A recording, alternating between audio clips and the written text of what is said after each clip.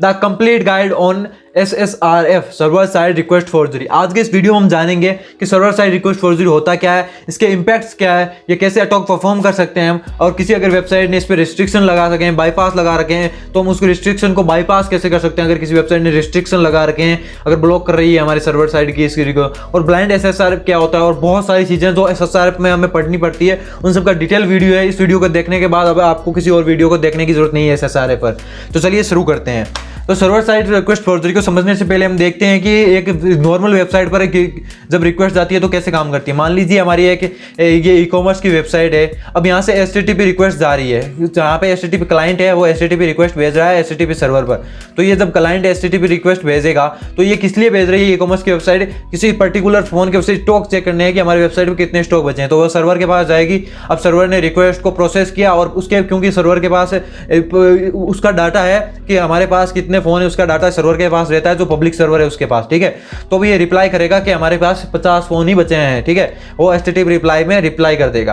अब हम एक सिनारियो लेते हैं कि ये रिक्वेस्ट कैसे जाती है, इसे बड़े पैमाने पर देखते हैं। तो इसे अगर API is use for checking stock, API use हो रही है तो कैसे यूज होगी, देखिए यहाँ पे रही वो स्टॉक API, वो ये रही वो URL जिससे ये चेक कर रही है कि product select stock select check product ID और स्टोर ID ये दे रही है कि किसके लिए चेक करना है, ठीक है। ये स्टॉक IP यूज हो रही है, ठीक है।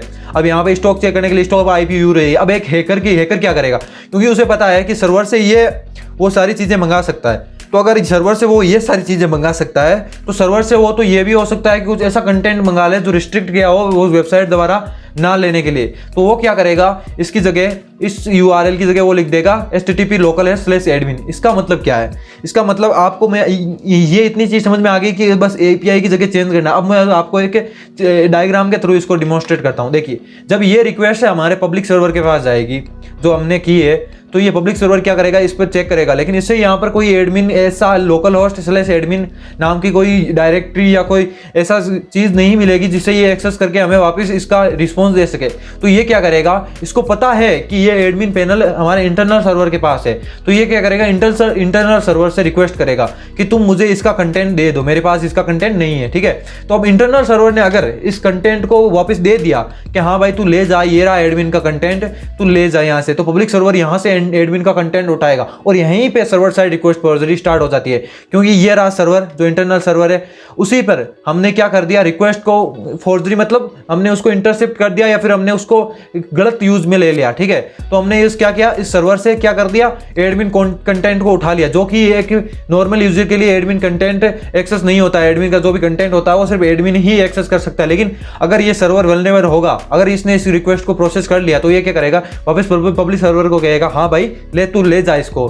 तो ये पब्लिक सर्वर कहेगा ठीक है मुझे मिल गया एडमिन का जो कंटेंट है, तुम ले लो ये, ठीक है। तो हमारे पास ये वापस रिस्पॉन्स कर देगा कि हाँ ये रहा एडमिन का कंटेक्ट जो हमारे पास, जो हम पहले एक्सेस नहीं कर पा रहे थे एडमिन को, अब हम इसके through server side request forgery के थ्रू एडमिन के कंटेंट को एक्सेस कर पा रहे हैं। यही है पावर SSRF का। अगर आपको ये मिलता है तो ये P1 और P2 में कई बार काउंट हो जाता है अगर आप बहुत ज़्यादा अच्छी चीज़ फाइंड कर लेते हैं SSRF के थ्रू, ठीक है। तो SSRF बहुत ही ज़्यादा अच्छी वल्नरेबिलिटी, अगर आप इसे फाइंड करना चाहते हैं तो बहुत अच्छी वल्नरेबिलिटी और इसके बहुत अच्छे रिवॉर्ड भी मिलते हैं आपको।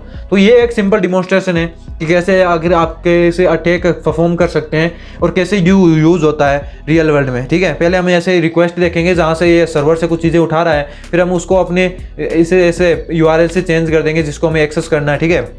उसके बाद ये सब होगा, रिक्वेस्ट पब्लिक सर्वर के पास जाएगी, वहाँ से ये सब होगा, ठीक है। उसके बाद हम देख लेते हैं कि इससे हम क्या क्या कर सकते हैं, थोड़े एग्जांपल देख लेते हैं। तो इसका सबसे बड़ा एग्जांपल है पोर्ट स्कैनिंग। हम अपनी वेबसाइट से जो इंटरनल सर्वर है उस पर पोर्ट देख सकते हैं, कौन कौन सा पोर्ट ओपन है।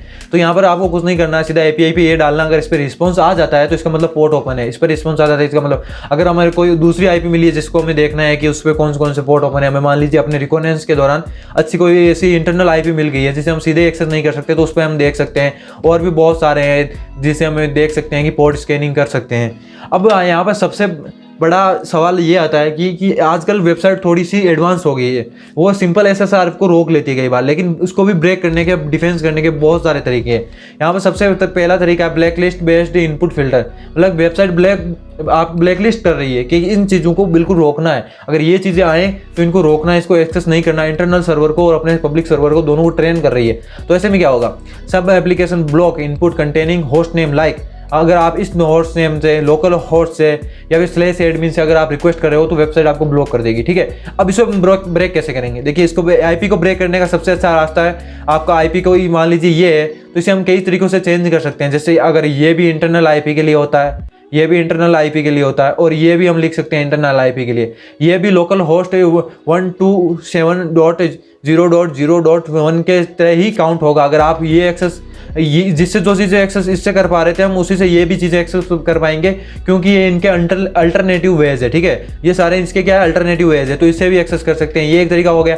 अब हम मान लीजिए दूसरा, हम इस जो आईपी है इससे हम डोमेन रजिस्टर कर सकते हैं। जैसे यहाँ पे लिखा है swift-collaborator.net में, यहाँ से जो डोमेन है ना उसको हम इसी नाम से रजिस्टर कर सकते हैं। फिर हम अपना डोमेन लिखेंगे, ये तो नहीं लिखेंगे, वेबसाइट ने तो ये ब्लॉक कर रखा है, तो हम क्या करेंगे, ये डोमेन लिखेंगे। फिर आपको पता होगा जब डोमेन लिखते हैं तो आईपी का रिजोल्यूशन होता है, आईपी ढूंढता है इस डोमेन के रिस्पॉन्ड में जो डीएनएस होता है। ठीक है, आपको अगर पता होगा, नेटवर्किंग आती है तो आपको, तो इससे क्या होगा, ये आईपी असाइन कर, जिस ये देखेगा कौन सी आईपी असाइन हुई है तो उसे पता चल जाएगा ये आईपी असाइन हुई है, सॉरी, उसे पता चल जाएगा ये आईपी असाइन हुई है यहाँ पे, तो इससे पता चल गया कि हाँ ये आईपी असाइन हुई है।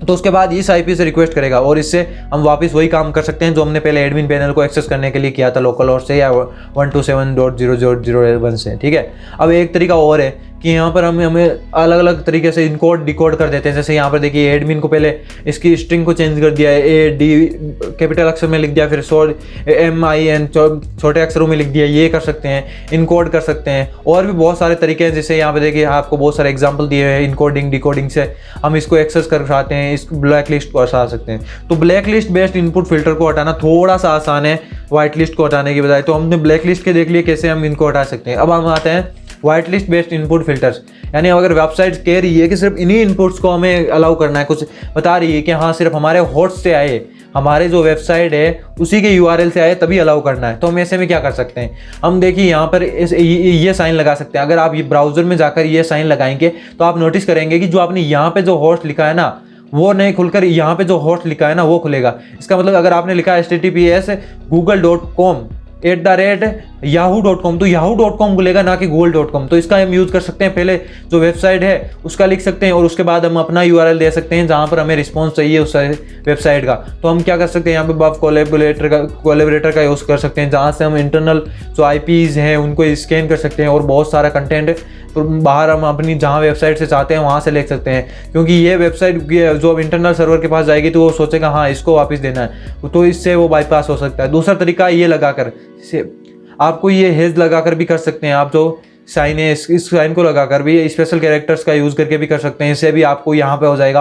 और ये भी तरीका है कि आप DNS का नेमिंग हायरार्की का यूज़ कर सकते हैं, जिससे आप ये वापस यहाँ से ना होकर इस पर रिडायरेक्ट हो जाएगा, और इन सब का आप कॉम्बिनेशन भी ट्राई कर सकते हैं। तो वाइट बेस्ड इनपुट फिल्टर्स को बाईपास करना थोड़ा सा डिफिकल्ट होता है, लेकिन इम्पॉसिबल नहीं होता। इन सब आप वेज का यूज़ करके आप इजीली इसे एक्सेस कर सकते हैं। ठीक है, bypass SSRF filter VI open redirect, आप ओपन रीडायरेक्ट से भी SSRF को बाईपास कर सकते हैं। कैसे, यहाँ पर देखिए, यहाँ पर पहले स्टॉक API में उसने कंफर्म कर रखा है कि हमारे पास ये API होनी चाहिए तभी हम इस रिक्वेस्ट को एक्सेप्ट करेंगे। लेकिन हम क्या कर रहे हैं, इस रिक्वेस्ट को एक्सेप्ट करने के बाद जो ओपन रीडायरेक्ट कहीं पे वल्नरेबिलिटी फाइंड हुई है, हम उससे हम ये इसका डाटा मंगा रहे हैं। तो अब जब ये वेबसाइट इस URL को लेके जाएगी तो पहले तो एक्सेप्ट तो कर लेगी, फिर इंटरनल सर्वर के पास इसको मांगने जाएगी कि हाँ मुझे इसका कंटेंट दो, तो वो इसका कंटेंट भी दे देगा। और जब ये कंटेंट वापस लेकर आ रही होगी तो ये ओपन डायरेक्ट वल्नरेबिलिटी हमने ओपन रिडायरेक्ट हमने फाइंड कर रखी है, तो ये रिडायरेक्ट हो जाएगा इस पर और हमें एडमिन का जो कंटेंट है वो मिल जाएगा।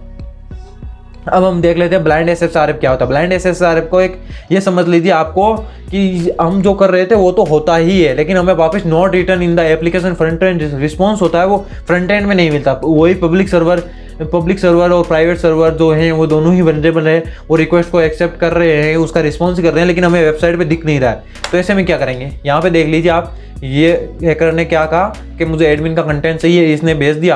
अब इसके पास तो है वो डाटा, लेकिन वो रिस्पॉन्स नहीं कर रहा है, ये रिस्पॉन्स यहाँ पे फ्रंट एंड पे हमें दिखाई नहीं दे रहा है। तो ऐसे में हम क्या करेंगे, अब देखिए ऐसे में हम पैकेट A को भेजेंगे, B को भी भेजेंगे और इसको कहेंगे कि रिस्पॉन्स हमारा कहाँ पे रिस्पॉन्स हमारा अटैकर जो सर्वर है उस पर भेज। तो वेबसाइट पे नहीं भेज पा रहा, कोई बात नहीं, हमारे सर्वर पे भेज दे, हमने जो सर्वर होस्ट कर रखा है उस पर भेज दे, हम वहाँ से एक्सेस कर लेंगे। तो इसको ये सर्वर से ब्लाइंड SSRF होता है, उससे ऐसे एक्सप्लॉइट किया जाता है। हालांकि ब्लाइंड SSRF थोड़ा सा कंपेरेटिवली कम इम्पैक्टफुल होता है जो सिंपल SSRF होता है उससे, क्योंकि इससे हम ज़्यादा कुछ नहीं कर सकते। जैसे पोर्ट स्कैनिंग कर सकते हैं ज़्यादा से ज़्यादा, और ज़्यादा कुछ नहीं कर सकते। अगर ज़्यादा इसको पूरा एक्सप्लोर करना है, जैसे हमें अगर ज़्यादा से ज़्यादा हम क्या एक्सप्लोइट कर सकते हैं, RC वल्नरेबिलिटी जो रिमोट कोड एग्जीक्यूशन उसे फाइंड करना है, तो उसमें एक और वल्नरेबिलिटीज़ होती है जो बेस के वर्जन में पाई गई थी, वो है सेल सॉक वल्नरेबिलिटी।